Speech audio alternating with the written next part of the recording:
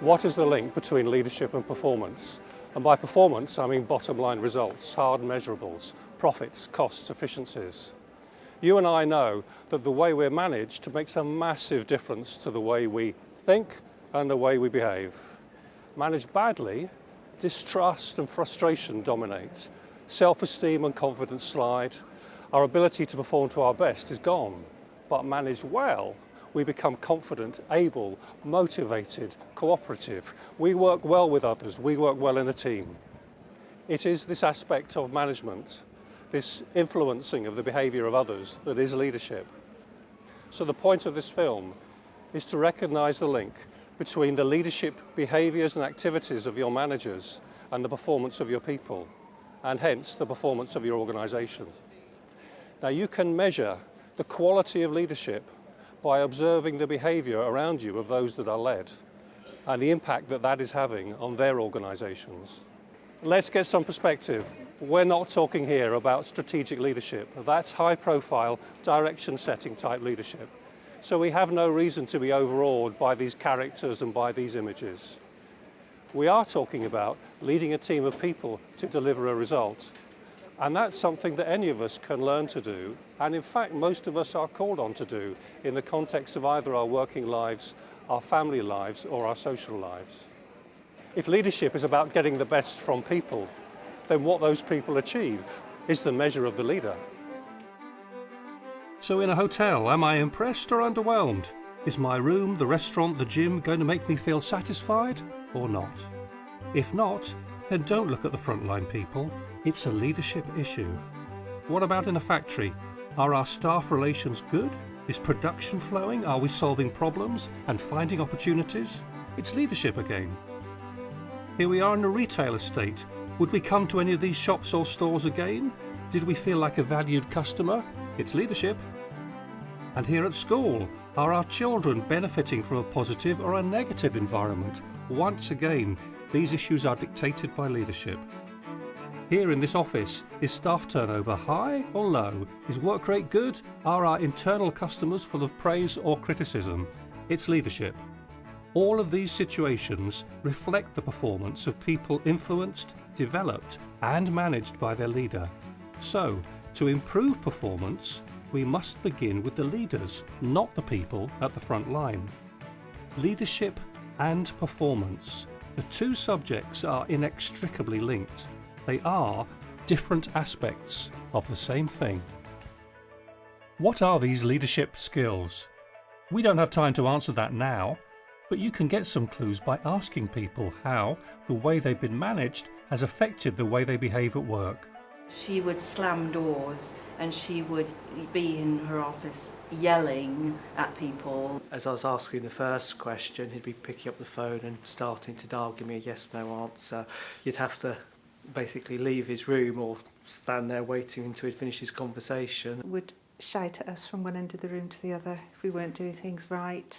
He just sort of banged on the desk and all you could do was laugh. You'd have been there 8 hours slaving away and he'd just be like, oh, that's wrong on the back shelf, or that, he would never say, oh, thanks very much, and it does just make you feel like belittled, really. If they had some bad news to communicate, there was no eye contact, would look down at the floor and would sort of cross their arms and retreat into themselves. I think he just wanted to be Mr. Big, because he'd take us and go sit in the director's office if the director was out and swing around on the chair. Well, you suddenly feel, obviously very demotivated because, what's the point? It just makes you feel really low and it makes you not want to do your job as best you could. The way managers communicate is critical. For a start, they must understand the difference between aggressive and assertive. They must know when and how to communicate. And what about developing people? I can't learn something by someone just saying, this is how you do it, do it. They have to show me how to do it. But he'd sit there and it'd just make you write down what he did. She wouldn't explain how to do anything, she'd just tell you and just let you get on with it. And then come back later and shout at you if you hadn't done it right. I've never had a manager that's coached me in any meaningful sense, no. The manager didn't take any interest in my development. When the management team doesn't show you any respect or value the work that you're doing, then you don't feel any respect for them and you don't want to work to the best of your ability for them. I've never had a manager that's wanted feedback from me on how they've performed. Managers should always be developing their people. They must know how to coach, they must know how to help people grow. And that's a critical part of their overall ability to gain respect and cooperation.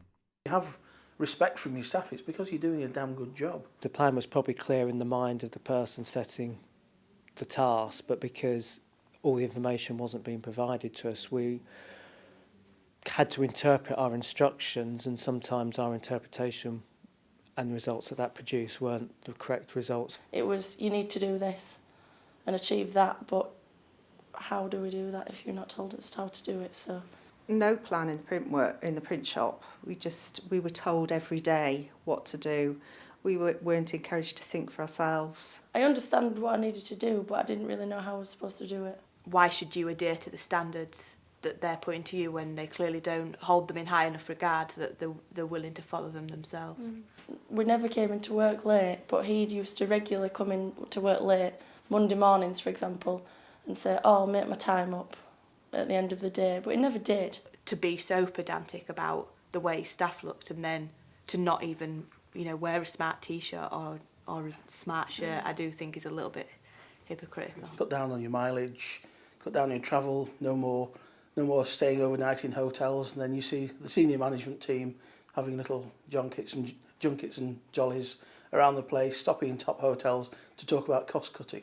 She could have actively shown an interest. I mean, you don't know whether she was interested in what you were doing or not because she was never there.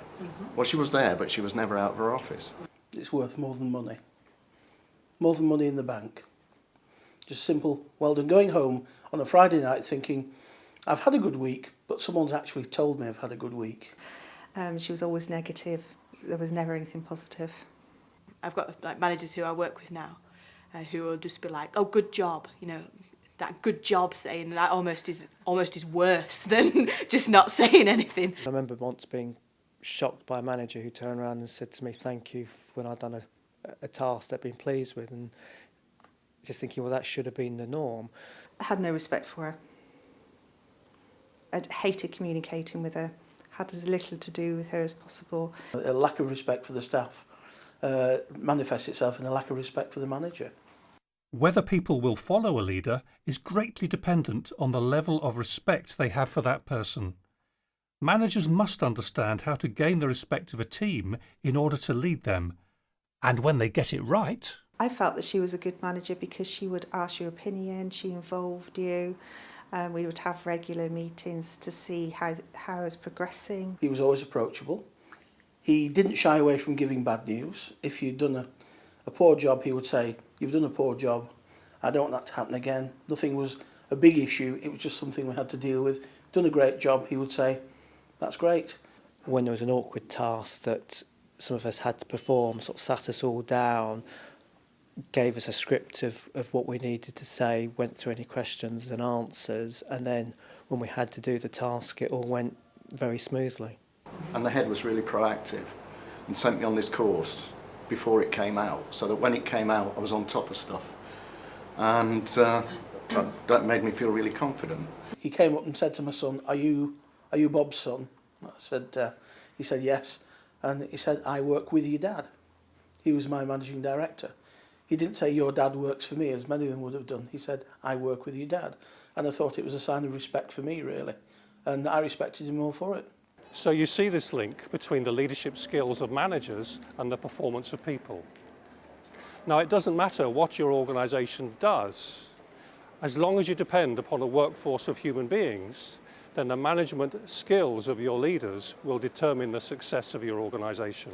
And that's why developing leaders is the same as developing performance. Equally, not developing leaders is the beginning of the end. Let's not underestimate the challenge of getting adults to change their behaviour, because this is the requirement when helping managers to become leaders. Now, we have 10 years experience in this specialisation at Blue Water, and we've learned that just a few days in the classroom simply doesn't work when it comes to leadership development. In fact, many techniques used in standard training simply don't transfer for this purpose. You need some innovation, you need a good understanding of human behaviour. And by the way, consider frontline training. Much frontline training can be saved by spending time working with your managers. Add to that one further guideline. Never attempt to develop managers without attaching measurable outcomes to the initiative. They prove the effect of your development to the manager who is being challenged to develop. They prove the effect to the employer who has made the investment in the development, and they prove the effect to all stakeholders in the organisation. Today we filmed in a town in southern England. This could be any town, any city, any village in the UK, in Europe, in the world. We at Blue Water have worked in 15 different countries and cultures across 3 continents. We find no significant difference in the way people respond to their leaders. Of course, there's always an overlay of local culture and habit and language, but below that lies a constant bed of human behaviour.